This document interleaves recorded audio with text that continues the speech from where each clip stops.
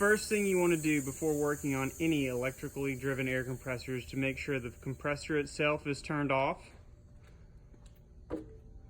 the power to the compressor is turned off, and if possible, that the air compressor is unplugged from the power service. Once you feel you're sure that you've turned off the power to the compressor and disconnected any additional power sources that might operate the air compressor, you want to use your multimeter or an amp probe to check to make sure that you are sure that there is no power being delivered to the air compressor. Use your multimeter to make sure that you don't have any operational power going to the compressor systems. Once you have verified this, you can move on to the next step of draining the tank or system pressure to make sure that the compressor is safe to operate. Once you verify that the air compressor is turned off and all electrical power has been disconnected from the air compressor, you want to make sure that you drain the system pressure from the tank of the compressor where you're working with. Make sure that this pressure has been drained down to zero. You can check by checking your tank pressure gauge to make sure that it reads zero. You can also check by pulling the tank safety valve to also make sure that there is no pressure left in the tank. The tank safety valve is typically located somewhere near the gauge.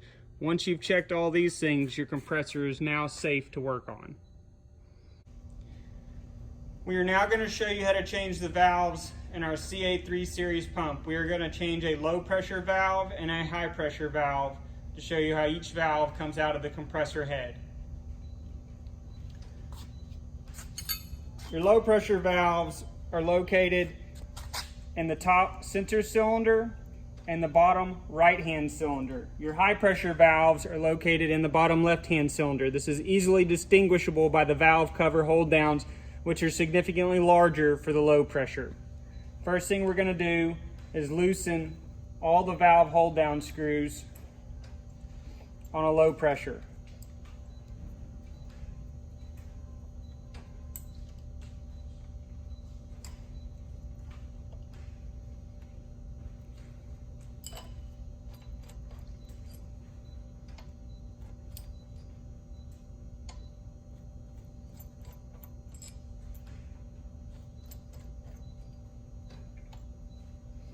Once those are loosened, use a flathead screwdriver to help remove the valve cap and hold down. You can then simply pick the valve out of the head of the compressor to inspect or replace it. To replace the valve, follow that same process.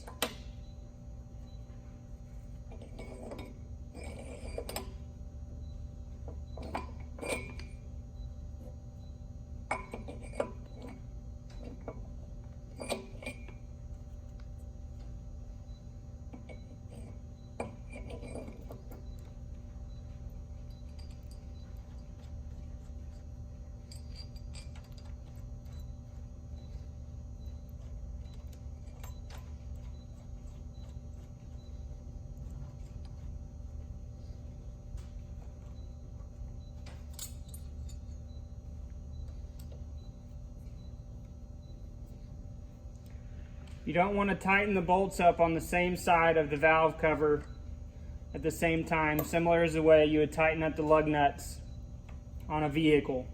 If you tighten all the bolts up on the same side at the same time, you won't get an even seal on the valve hold down.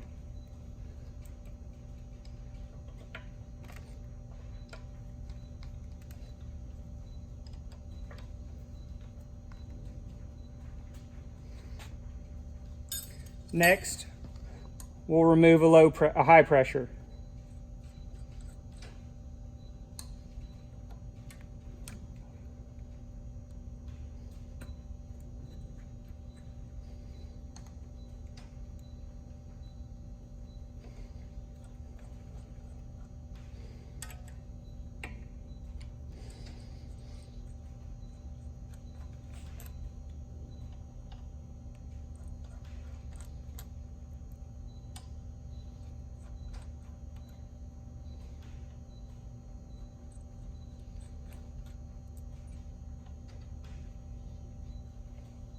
Again,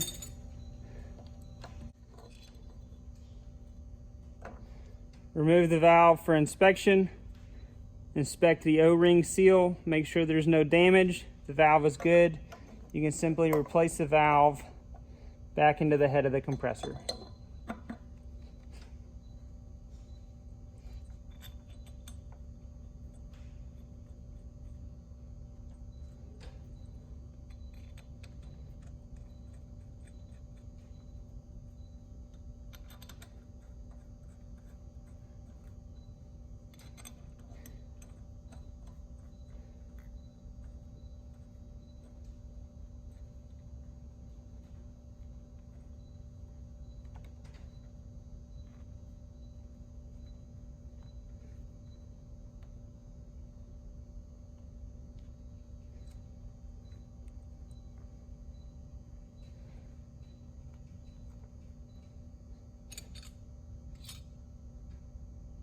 In that short period of time, you have now replaced 2 of the 6 valves in a CA3 series pump.